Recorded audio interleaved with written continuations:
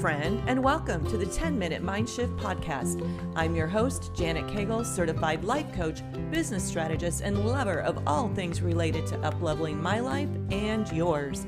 My goal is to help you experience a mind shift that gets you one step closer to your goals, whatever they are. My goal is not to keep you wrapped up in self-help all day, just 10 minutes. And who doesn't have 10 minutes, right? Hey there. Welcome back to the podcast. If this is your first visit to the 10-Minute Mind Shift, yay, I'm happy you're here. Stay a while. This is episode number 48, an emotional attachment to outcomes. I have wanted to do this topic for a long time, but it's such an advanced concept that I didn't want it to get lost. I teach this concept a lot with my one-on-one students, and it's so powerful once you get it, but it is deep. This week, my husband gave me the perfect example to use, and now I feel equipped to pass this concept of emotional attachment to outcomes along to you. I think we've all been in situations where we've hoped for something or wished for something and prayed for something only to have it fall through. You know, that one job, that one position, that one guy, that one house, that horse, the client. The one thing that we know that if we got it, well, it would mean everything. It would mean that we were worthy after all, or good enough after all, or legit, or smart enough, or pretty enough, all the things. It can be challenging to recover from such a painful blow. And frankly, just the thought of not getting the thing can keep us from pursuing the thing to begin with.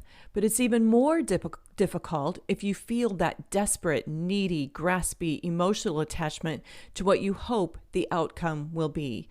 Your expectation and the confidence feels crushed. Your motivation wanes. Your excitement and energy are dashed. You may even start feeling hopeless and helpless to control your emotions. You are emotionally tied to the outcome. I remember when Steve and I were looking at houses online when we were first thinking about moving from Oklahoma to Florida, and I got my heart set on this one house. It was so perfect in so many ways, but what happened was that I started to feel like if we didn't get that house, we wouldn't find a better one. If we didn't get that house when we moved to Florida, then moving to Florida wouldn't be near as amazing. I even went so far as to think if we don't get this house, moving to Florida must be a bad idea. That's called being emotionally attached to the outcome, to the result. It's easy to get confused between our relationship with our goal and our emotional attachment to the outcome of achieving the result. And here is why it's a problem. Being emotionally attached to the outcome creates blind spots. It has you shift into energy of insufficiency, has you showing up needy and graspy and clutching to the outcome so tightly that you take your focus off of what is important. I needed to have that house, or I thought I just couldn't possibly be happy living in Florida. It had me blind to the possibility that getting in and out of my driveway would be dangerous. It had me blind to the fact that it was also in a flood zone and the ginormous cost of flood insurance that would be required. Being emotionally attached to the outcome changes how you show up at work, in meetings, to your boss, to your coworkers. It has you showing up in a very unflattering and desperate for the outcome way of being. Being emotionally attached to the outcome shifts you into the energy of insufficiency and out of the energy of abundance, of possibilities. When we tie our emotions so tightly to the outcome, we start thinking that this is the only one, or this is the only way, that we create a block and a barrier to the abundance of possibilities. I noticed this the other day, as I mentioned a few episodes back. Steve and I are wrapping up our remodel here on this house, and we're going to be selling and moving a couple of hours north, closer to dressage trainers and all things horsey. I love looking at houses, so I jumped on the internet and found several that were very cute, hit all the marks, and my brain said, you better hurry or you'll miss out. And I started feeling graspy and desperate and needy, and it shifted my energy. That's how you know you are emotionally attached to the outcome. So what's the difference between that and being excited about reaching your goal or creating the result?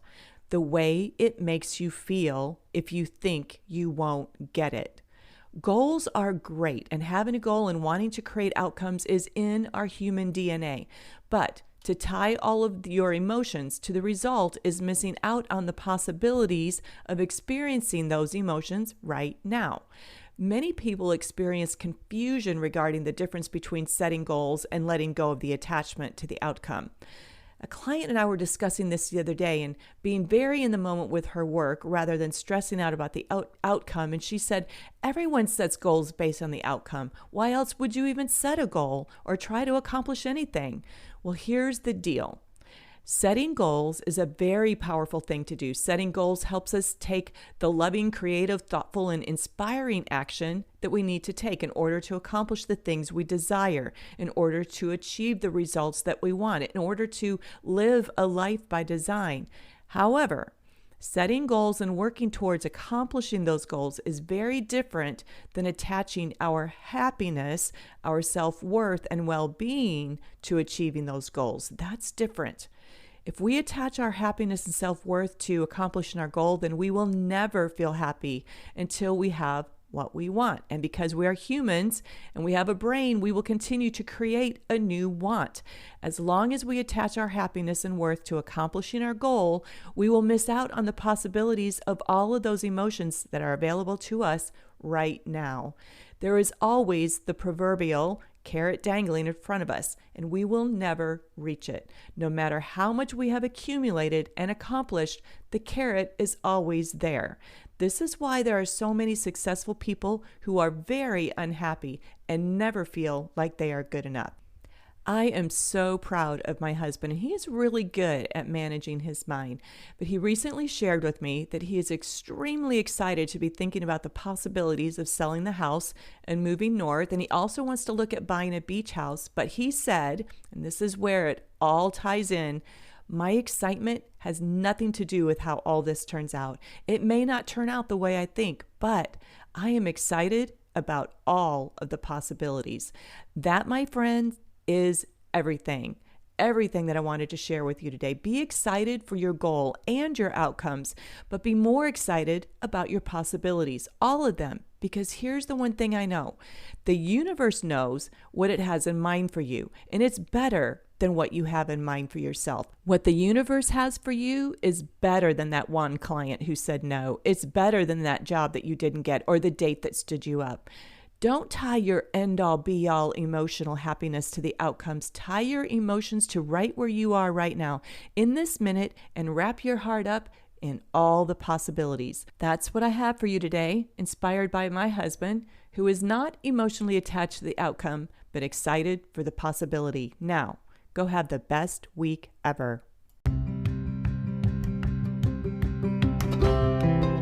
That's a wrap of the 10-Minute Mind Shift podcast. I hope that you were able to experience your own mind shift today. Listen, if you're ready to take this work to the next level, I highly recommend Life by Design Academy. It's my one-on-one coaching program that offers you a transformation at the speed of life.